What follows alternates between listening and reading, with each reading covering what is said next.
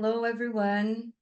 My name is Amanda Ferber. I'm the founder, CEO, and editor-in-chief of Architecture Hunter. And welcome to the Architecture Hunter webinars. Well, Architecture Hunter has always been committed to inspiring, informing, and entertaining the global architecture community. Now, we take an even more significant step by introducing our fourth pillar, education. Today, we launch our series of international webinars, reinforcing our commitment to fostering relevant and accessible discussions for architecture professionals and enthusiasts worldwide. Our key differentiator has always been communication through engaging and well-produced videos, presenting architecture in a visually impactful and easy to understand way. This approach allows us to connect people globally and make architectural knowledge more accessible and inspiring. And if this is your first time here, welcome. Architecture Hunter is one of the leading global architecture platforms dedicated to exploring and sharing the most innovative ideas and projects from around the world. With an engaged audience and international reach, we aim not only to showcase great stories, but also to promote spaces for dialogue and learning. This event marks the beginning of an even bigger initiative, our monthly webinars. So stay tuned to our website and social media channels where we will regularly announce the topics and speakers for each month. Our goal is to create a continuous program of inspiring discussions featuring experts and thought leaders sharing their knowledge and experiences. So about a webinar week. This week will be very intense and enriching, featuring talks that cover various aspects of architecture and urbanism. Each day, we'll host experts who will bring valuable insights into key topics shaping the future of cities and the built environment. We would like to highlight Wednesday, a special day presented by the Hosting Foundation. All the talks on this day will be led by jury members and winners of the Foundation's award, delivering deep discussions on innovation and sustainability in architecture. The Hosting Foundation has not only curated together with us this entire day of talks, but also has been instrumental in making this project possible. We extend our special thanks to the partnership, which further strengthens the dissemination of architectural knowledge. We also remind you that the application for the Hosting Foundation Award are open, and if you have a project aligned with the Foundation's principles, don't miss this opportunity. So today we delve into an extremely relevant topic, urban legacy. Architects and urban planners play a fundamental role in shaping cities that stand the test of time and positively impact people's lives. The responsibility of their urban legacy we leave behind is a crucial aspect of building a more equitable and sustainable future. To deepen this discussion, we have invited Luis Sacristán of Heatherwick Studio and Adam Cordal from Spall Architects, who will share their perspective and experiences on this subject. So each speaker will give their presentation, followed by a Q&A session. Our team will be monitoring questions submitted through the chat or the Q&A section during the talk. And the most relevant questions will be selected and presented to the speakers at the end of the event. So be sure to participate. We want to make this experience as interactive as possible. Now, let's kick off our first session of the day with Luis Sacristán, who will share their insights on urban legacy. Luis is a senior associate at Heatherwick Studio and project leader of Xi'an CCBD, overseeing its architecture, interiors, and landscape. Since joining in 2015, he has played key roles in major projects like Google's Gradient Canopy, Ada Budai Hills in Tokyo, and Olympia in London. He has also led projects such as Renatska Chenji Airport T5 Hotel and a technology campus in South Korea. He's a registered architect in Spain and in the UK. And Luis lectures globally and teaches at the Royal College of Art and Loughborough University. Prior to Heatherwick, he worked with the ACMA, LASA, and Schmidt-Hammer Lassen, earning multiple awards for his contributions to architecture. So please welcome Luis Sacristán.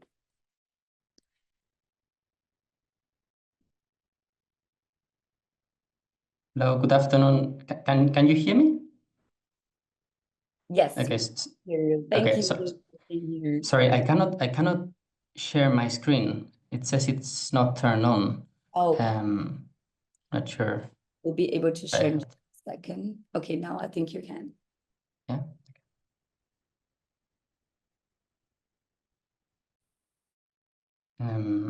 Can you see my screen?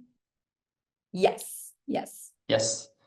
Perfect. Well, good afternoon, everyone. First of all, thank you for inviting me to this webinar. It is really exciting to be here with all of you and talk about cities and urban legacy. My name is Luis Sacristán. As you mentioned, I'm a senior associate at Heatherwick Studio, and I'm currently the project leader of Xi'an CCPT, which is a project in China that has just opened last December. So today I will introduce our studio and our design values that are focused on using emotion as a function to really make cities more human and bring people together through material and three-dimensional experiences. So I will give you a sneak peek of this new project in Xi'an and present our proposal to create a human scale district in this city. First of all, this is our studio, founded 30 years ago. This year is our anniversary, by Thomas Heatherwick.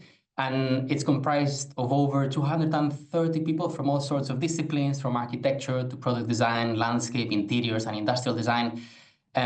We are actually interested in working on anything in 3D. And this is our summer party in our Bombay Safari project, which was quite fun. We tend to visit one of our projects all together each summer. And as you might know, we have a very diverse portfolio, and through all of our work, we try to focus on public life and design places that bring people together.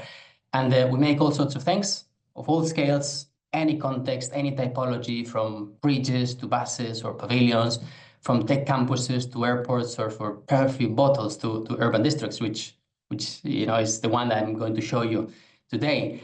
But what really drives us is to create extraordinary experiences for people to really feel their surroundings and to engage with buildings and with each other through emotions that can be triggered by deep materiality and three-dimensionality.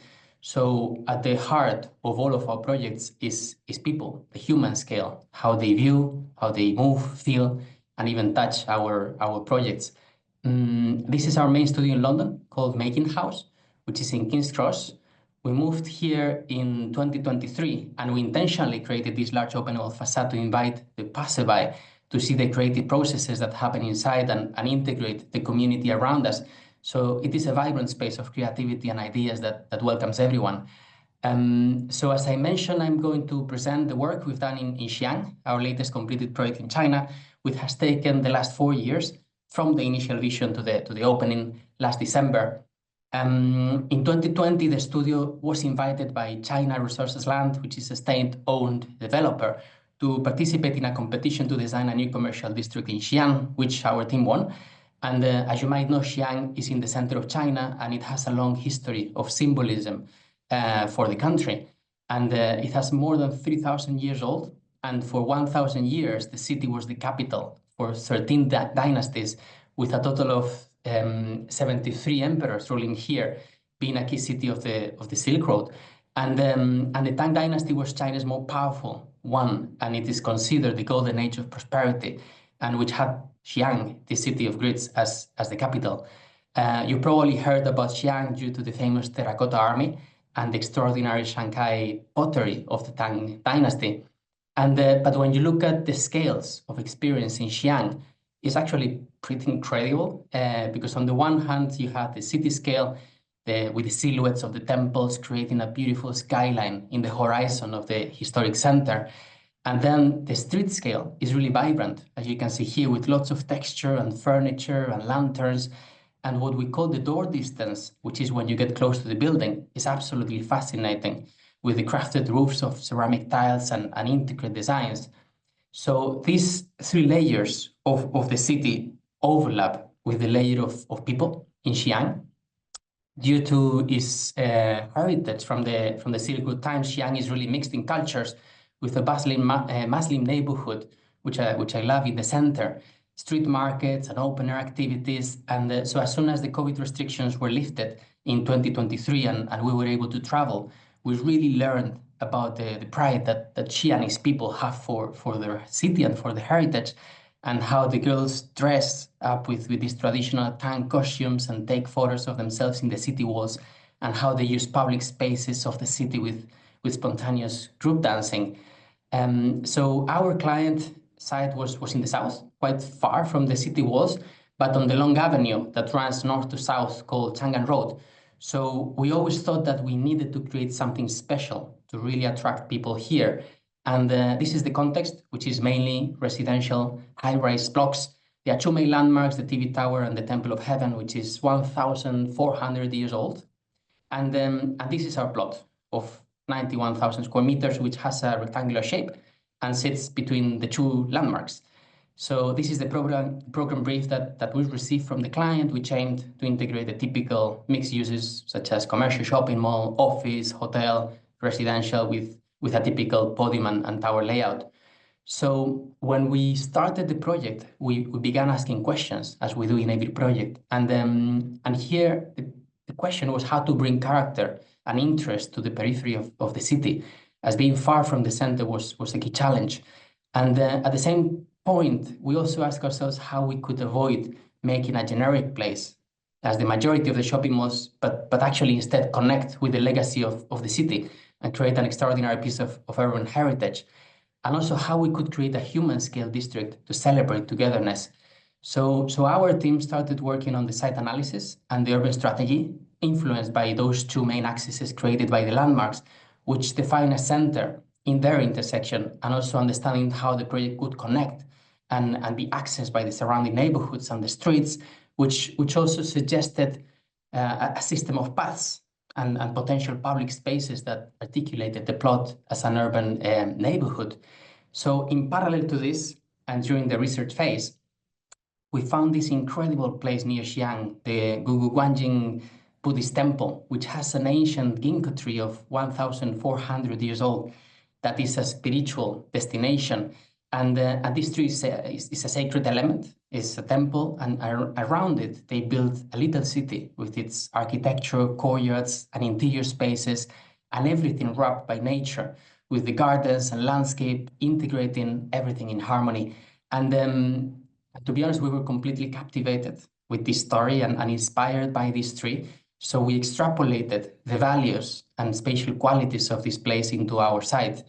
And so we took the typical mall massing with a generic podium and towers on top, and we broke up the monolith block of the podium to really create a system of human scale elements that connected with each other to then wrap around the center, creating a heart for people to gather, and finally connecting this heart to the city through the two main axes of the landmarks. So in order to create a system for the podium, we were inspired by this set of Chinese nesting tables that interlock each other. And we brought this into the scale of the building, proposing a collection of interlocked table frames to create the podium. And then we specified the rules for this system, the amount of layers, the overlaps, the offsets, the heights, to then apply this into our massing and define the podium. So there was a lot of massing exploration through physical models to not only work on the overall composition, but also to integrate such a complex program. And these are initial sketches that our team did for the competition to express that sense of human scale and three-dimensional village with open spaces and integrated nature. And this is one of those very initial renders that captured the essence of the project, with the architecture and table frames blending with the landscape to create places for people to linger and gather. And so after many iterations during our concept and schematic design phases, we arrived to this final layout for the project that you can see here. You can see the podium with the 4 towers, which we finally did not design and were designed by others. But the podium wraps around that centerpiece in the plaza, which I will show you in more detail in a bit. and the whole district is immersed in nature and in landscape. So we started designing and visualizing some of the key moments of the project, such as the table frames and the facades, the public spaces, the skylights on the roof garden that bring light into the interior of the podium, and that central piece, which we call the Xi'an tree. So at this point, we were working on the design of these four main scopes: the architecture, the interiors, the Xi'an tree, and the public realm and landscape. So integrating all of them was actually like an incredible journey and a fascinating challenge for us, as we had multiple teams working together to achieve this remarkable piece of collective work.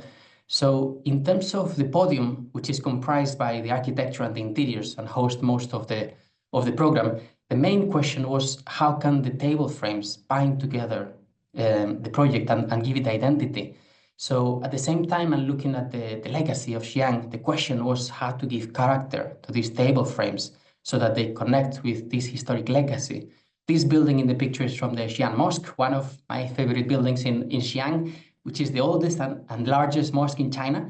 And it is an incredible piece of architecture full of intricate detail and natural materials such as ceramic, timber, and stone. So in order to give character through form, we started with the base frame, and then we curved the top to generate the flow, and then taper the legs inwards to create intensity in the touchdowns of the columns, to then add details to articulate the human scale and really address that close-up distant experience that we mentioned earlier. And so we created a scalable system to achieve that variation and allow for the growth of the table frames, which was also a proportional system where the table frames would increase their thickness with the increase of their size. And another way we used to create identity was through materiality and the use of ceramic. So not only ceramic has a key contextual significance due to the legacy from those ancient times, and especially during the Tang Dynasty with the Sankai pottery, but it also provides a really interesting way of playing with color and texture, which for us, that we are focusing in deep materiality and three-dimensionality, it felt like a great material to explore in the project. So we established these 3 scales for the design of the ceramic table frames. On the scale of the city, we designed how the composition of the table frames could look as a whole from far away. Then on the street scale, we designed each table frame as a unit in itself, aiming for this variation within each frame to offer a medium distance experience. And on the scale of the door, we worked on adding an extra layer of detail and texture in areas that are closer to people to enhance this close-up experience. So throughout the whole design process, there was a remarkable amount of prototyping, testing, and material exploration. We collaborated with local artisans and craftsmen to design and develop unique finishes and textures. And we created multiple visual mockups of different scales and sizes to really test and develop the design vision.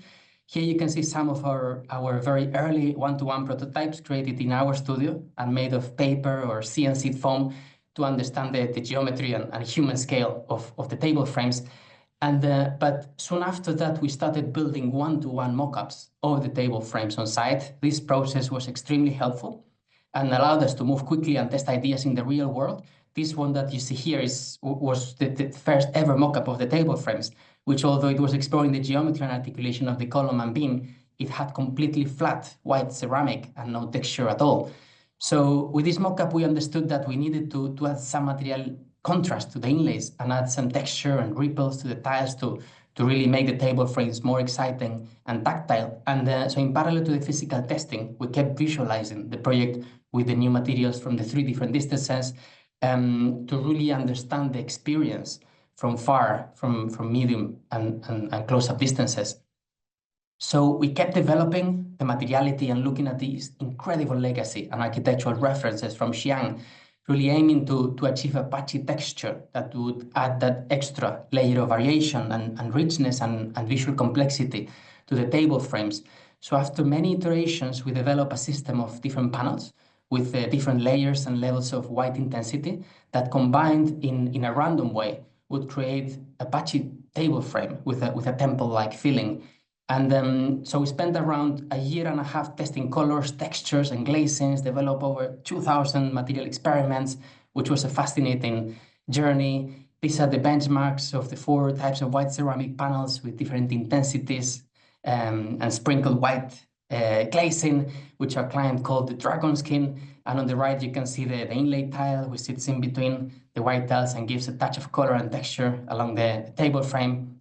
And collaborating with local ceramic masters was a fascinating process. Due to the scale of the project, we worked with 2 different ceramic companies, Hede and TOB. And Hede is a small company of artisans who helped us develop those initial prototypes, while TOB is a larger company who really helped us bring the handcrafted ceramic to the industrial scale of the building. So the collaboration between both was crucial and really enriched the project. And each company ended up creating half of the tiles of the building. So we were able to visit the factories on a few occasions, and it was fascinating to see and hack their process, which helped us refine not only the geometry of the tiles, but the texture of the glazings. And here you can see some of the clay being extruded through our profile to create the tiles. And these are the glazed ceramic tiles after the firing process. It's possible to see how the curved geometry affects the way the glazing melts in the kiln and the different chemical reactions that cause this unique texture. So the ripples on the corner tiles also affect the way the glazing melts, creating these valleys, as you can see here, and peaks where the brown background layer becomes exposed and covered by the white sprinkle layer of glazing.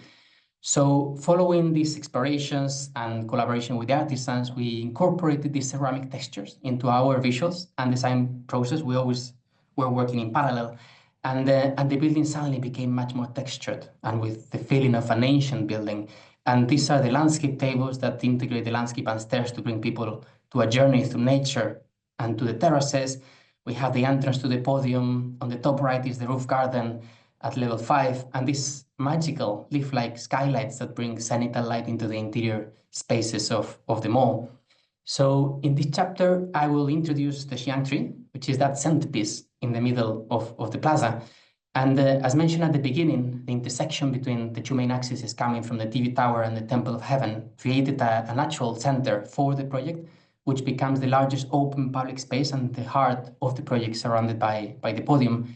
And looking back at our inspiration reference of the ancient ginkgo tree, one of the key questions was, how could we bring nature into the heart of the district? And at the same time, this intersecting point could symbolize the connection between the East and the West, which happened during the Silk Road, and could be celebrated as a gathering point for people. So the journey through the Silk Road to nature was fascinating. It really crossed multiple ecosystems and biomes. So we asked ourselves whether we could create a vertical park open to the public that could bring all those biomes together.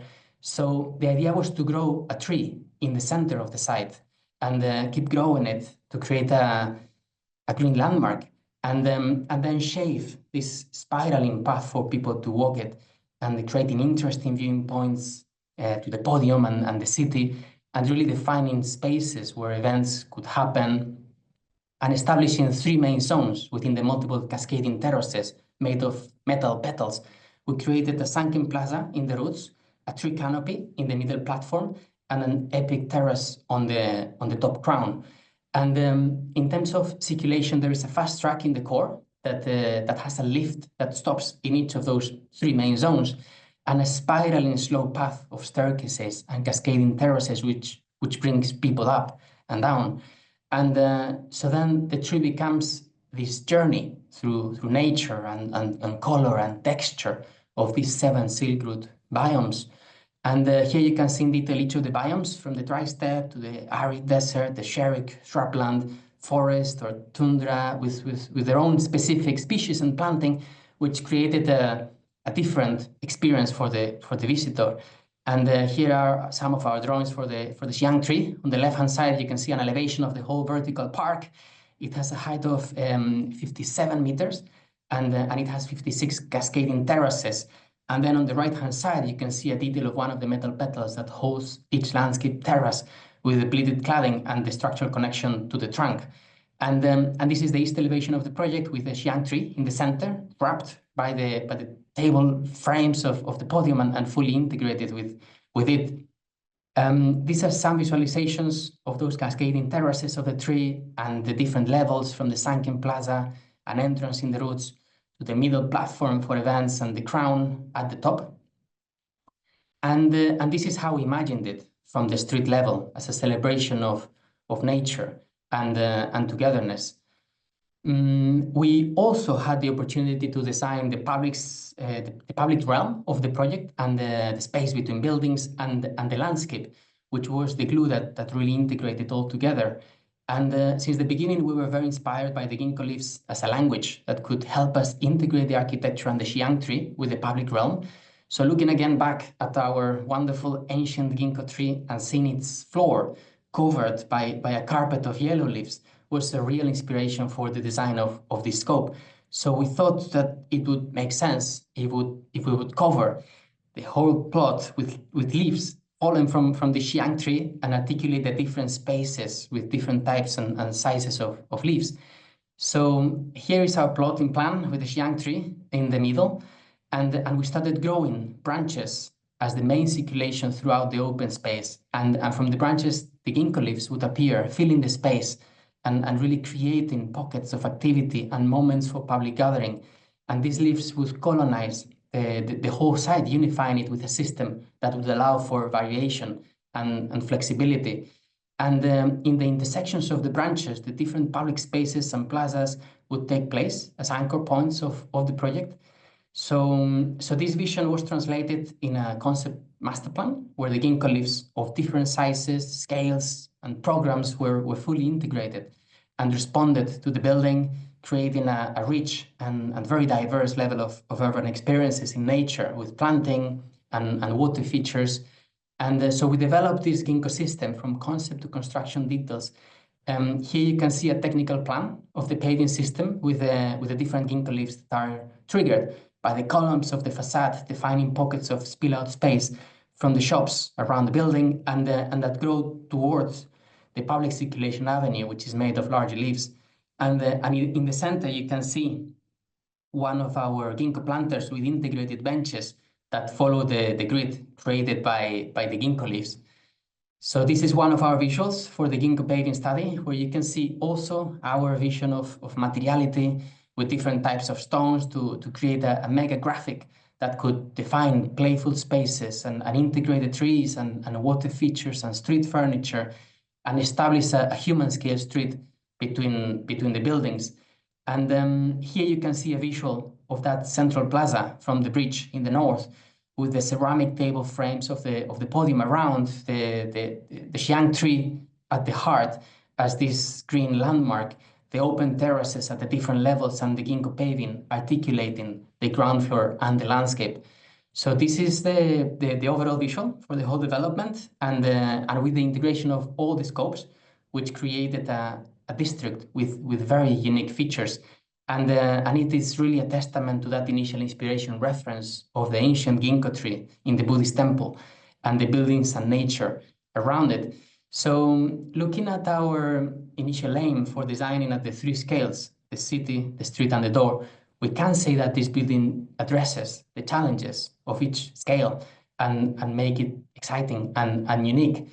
And in parallel, during this whole process, we started making larger one-to-one visual mockups of each of the scopes, which really helped us push and develop the design further.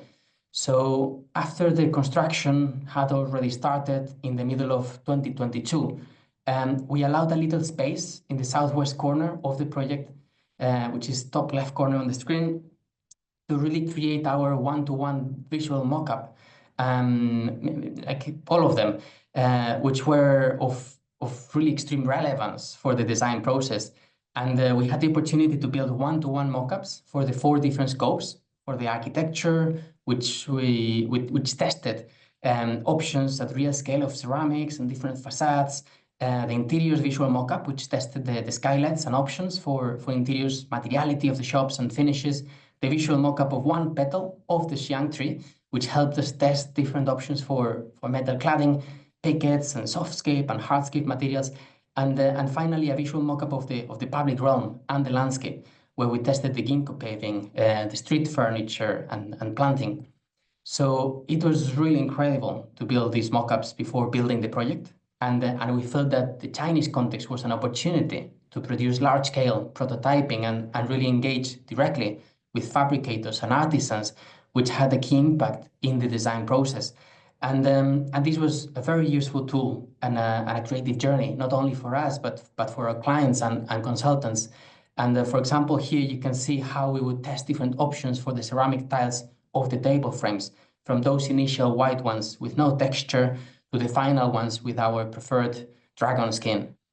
Or here you can see the one-to-one mock-up of the ginkgo paving that we built to test the different materiality and geometries and construction method for the ground floor paving of the project. So moving on to the construction, the project, as I mentioned, happened really fast, just 4 years from competition to opening. And the construction phase lasted 2 years, which for a 650,000 square meter development is really fast. There were 3,000 builders on site, and together with our local consultants on site, we produced more than 10,000 construction drawings. So this was the project in early 2023, with most of the structure of the podium finished until level 5. The first structural pieces of the Xi'an tree being placed in the center and the 4 towers growing. This was a bit later, February 2024, when it snowed, and it covered the project in a beautiful way. The whole structure of the podium and the Xi'an tree was completed, and we were waiting for the cladding to be installed while the towers kept growing. This is the middle of 2024, where you can see the cladding being installed in the facades and the Xi'an tree, the skylights sealed on the roof garden, and the towers already topped out and being cladded with glass. And this is the final completed project in December 2024, where you can see all the elements finalized. It was winter, so the planting still needs to grow, and we are still doing a little bit of snagging. But looking at the surrounding residential blocks, the project looks quite different and unique. So here I'm just sharing some construction photos of the process for the different scopes, the table frames before the ceramic cladding, the naked skylights, and the steel skeleton of the Xi'an tree. And then the project kept becoming alive with the ceramic cladding in the podium, the metal cladding in the Xi'an tree, the first ginkgo leaf paving that was built for one of the entrances. And this is us on the left with our client and some of the consultants during construction. And on the right, we are with our core Heatherwick team on the opening day. And I just want to take this moment to really wholeheartedly thank everyone who has passionately worked with us over these 4 years. Our clients, Xi'an, incredible contractors, collaborators, consultants, LDIs, builders, manufacturers, and artisans who have really supported us in taking deep materiality and three-dimensionality to the next level of human experience.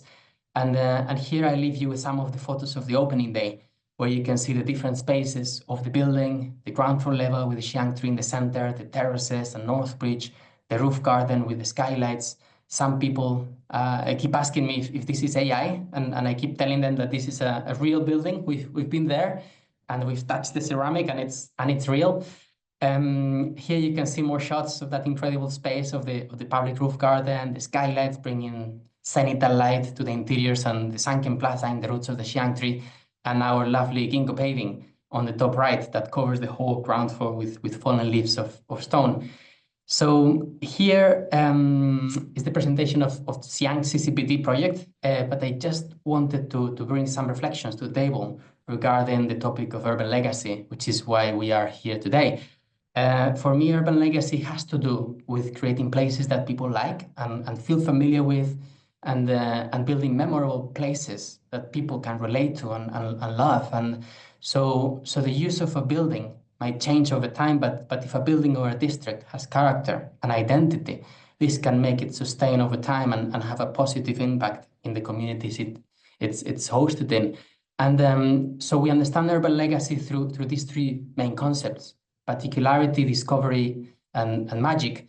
The first one, particularity, relates to how the project responds to its context, and it's unlike anywhere else. So that it's intentionally different. For example, designing something that is not a conventional shopping mall with a big glass box, materials that feel unnatural, lots of visual noise, and non-experiential circulation. And so in this sense, Xi'an CCPD has unique features that make it different. It has dynamic forms, soulful materials and texture, characterful spaces, and a high level of detail and interest. The second concept is discovery. And this has to do with really creating projects that trigger a sense of that discovery, this designing an experiential journey through a sequence of spaces. We think is quite key. And in our project, we have a huge variety of spatial experiences. We have the North Street axis that connects with the Temple of Heaven, which is a pedestrian boulevard of shops and ginkgo paving. We have the central plaza around the tree for gatherings and events. We have the entrances, the terraces, the wonderful public roof garden with the skylights, or the mountain steps that bring people from the ground level to the terraces. And the third concept of urban legacy for us is magic. We believe that throughout the project, there should be moments of magic, special moments that are undefinable, surprises, and that make you wonder and say, wow. So obviously the Xi'an tree is the wow moment in the project, with the many surprises and the elements that make it a special feature. But at the same time, there are other elements of magic in the project that people can discover when they walk through it. And there are unique features like the ceramic in the columns, the ceramic leaf buttons, unexpected views, or memorable patterns and textures and light. So speaking about people liking a project and wanting to visit it, we've just received the news that our building got 11.5 million visitors in the past 2 months since the opening on the 9th of December, which is quite overwhelming. And we need to wait some years and look at it with perspective to be able to understand its impact and the urban legacy of this project in Xi'an. But one of the beautiful things that I saw in my last days there a few weeks ago was those girls dressed in Tang Dynasty costumes that used to go to the city walls in the center to photograph themselves, are now coming to our project and owning it, which is lovely to see. And I just wanted to finish with this sequence. These are my last photos I took on my last trip. There were 3 children playing together around one of the ceramic columns of the project, which to me represents that joy, that energy, that sense of discovery and playfulness and magic that a building that aims to leave an urban legacy should have. And it was so beautiful seeing that children hiding in the inlay of the ceramic column and playing around it and in a sense reminding us of the emotional power that buildings have, not only for us, but for the generations to come. And in a sense, the importance of designing with emotions, the cities of the future. Thank you very much.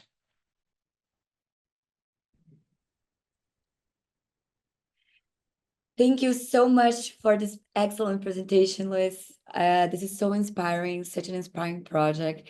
We from Architecture already knew a little bit about the project, but to learn that much about it is so great and inspiring. And well, we have some questions here. By the way, guys, everyone, if you have questions, you can send here in the Q&A section down below, or in the chat community too. And then we are going to welcome Adam Cordell from Spall Architects, but let's do the Q&A session with Luis. So the first question we have here: what is the biggest challenge in balancing innovation with the preservation of architectural and cultural heritage in your projects, particularly in China, where the relationship between tradition and modernity is so prominent? Well, a great question. We actually, that was like a journey of 4 years where we actually we didn't know anything about Xi'an. I forgot to mention that we started the project in the pandemic in 2020, and so we couldn't travel. We were just researching online, and we found all these stories that then when the lockdown was lifted, we were able to travel and discover. And so in China, we always felt that there was this incredible history and legacy, especially in Xi'an.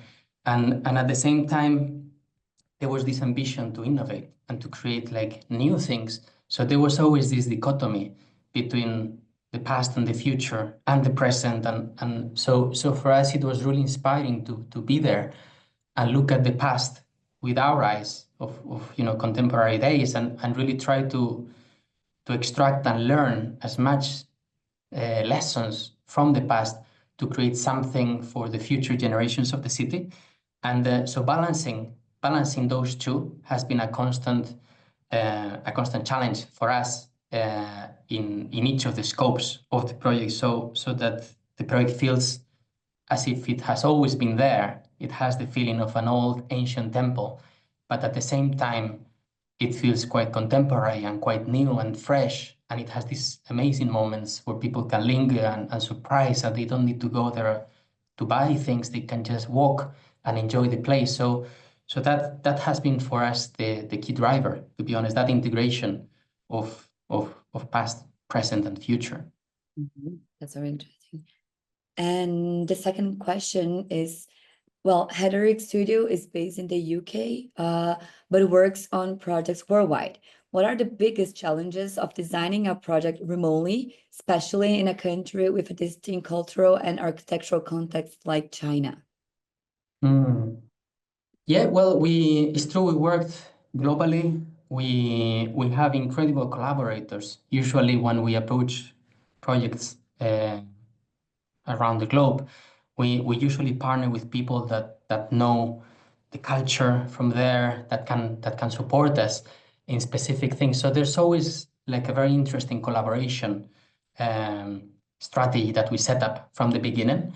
And obviously we feel that ideas are global. So we are passionate for universal ideas and for universal design and for emotion. So in a sense, for human experiences, and that has no borders. And but yeah, on the other hand, like our projects are usually very context driven and very specific to the place. So we generally get very inspired by the stories that we hear of the places that our projects are in. So in that sense, it's again like a very interesting jumping here and there, and especially talking to people, speaking with people that will own the place in the future when it's finished, and we get a lot of drive and activity and, like, passion from that. Excellent. And I have two questions here. They're kind of similar, so I will tell you both of them. Wait. Okay, so you mentioned finding inspiration in a set of tables for one of your projects. How do you identify everyday objects or elements that can be translated into meaningful architectural designs, especially when aiming to create spaces with cultural significance? And the other question that is kind of similar, it's here. It's so inspiring how you implemented aspects from the city into the design to feel a sense of place. What are the different ways we can collect inspiration for a project? Okay. Well, we understand that actually three-dimensional design happens in all scales. So creating something meaningful and designing something meaningful is actually scaleless. So you could put a lot of passion and enthusiasm in objects or buildings or furniture or like transport or like airports or like, so I think the level of engagement and enthusiasm is the same. Obviously the scale is different, and the human body engages in a different way with different scales and with different projects. But for us, the heart of it, like the emotion of the built environment and three-dimensional objects and spaces and cities is what is key. And in that sense, finding that cultural significance within scales and bridging between scales is what we find interesting, and that we feel that brings people together.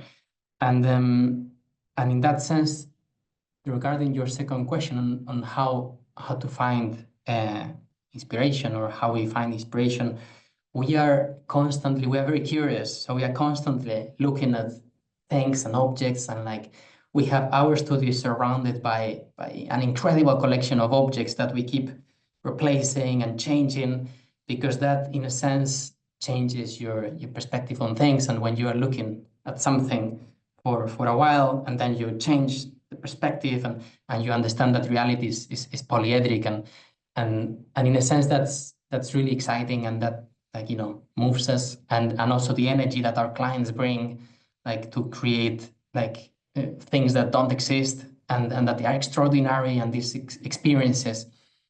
So in a sense, we find inspiration in all of that, like in nature, in, like, you know, in incredible things that we see around, that they don't necessarily are within the architectural field, but within the world, I would say. So I think is keeping fresh eyes and a fresh open mind when we look at the world, and just try to extract and get inspired by it. Perfect. And I also have a question from an architecture student here. Well, I am an architecture student, and I believe I speak for many of us when I say we sometimes struggle to get our projects to correspond with the context of their location. Since your project does that so beautifully, do you have some advice for us future architects on how to better integrate projects into their surroundings? Well, that's a really good question, and it's a fundamental question, because in a sense, you know, projects will belong to people, and when you think in people that will be walking through, like, you know, through the streets, or, like, you know, looking at your building, there's a level of empathy that is required when you are designing, and especially designing large scale projects, or, like, you know, pieces of city infrastructure, and thousands of people will see them, and will integrate, like, you know, their lives with the building. So in that sense, looking around, be empathic with the place, trying to understand the place, what people like, what people can get inspiration from when they go to your building there, and really have that attitude towards design, and that responsibility to create something that is for others to inhabit, and to take care, and to love, and for many generations to have. And in the studio, we've developed this 1,000-year thinking strategy, which is creating buildings that are interesting enough so that they can last for 1,000 years, if possible, and that can be taken care by people and loved by people, so that they won't be demolished, and therefore they won't, like, contribute to this, like, you know, crazy situation of climate emergency that we are living in. So in that sense, I would say, just look at the context and really try to be sensitive with it, and try to get inspiration from it. Excellent. I have one more question, which is very interesting here. The word magic had piqued my interest since being a student and having to observe my fellow students, we are sometimes constricted in designs. For you as a professional architect, what is the scenario or the eureka moment where the magic is applied in the architecture? Well, excellent, excellent question. I mean, I would say that throughout the whole creative process of a building, there should be that spirit of magic, of really making something special from that very initial idea to the development of the idea, to the details, to the way you actually materialize that idea into a physical object, or into a physical space. So in that sense, I would say that there are many moments throughout the process that you could insert those moments of magic, and then I guess the main question and the main challenge is to really protect those moments of magic throughout the process.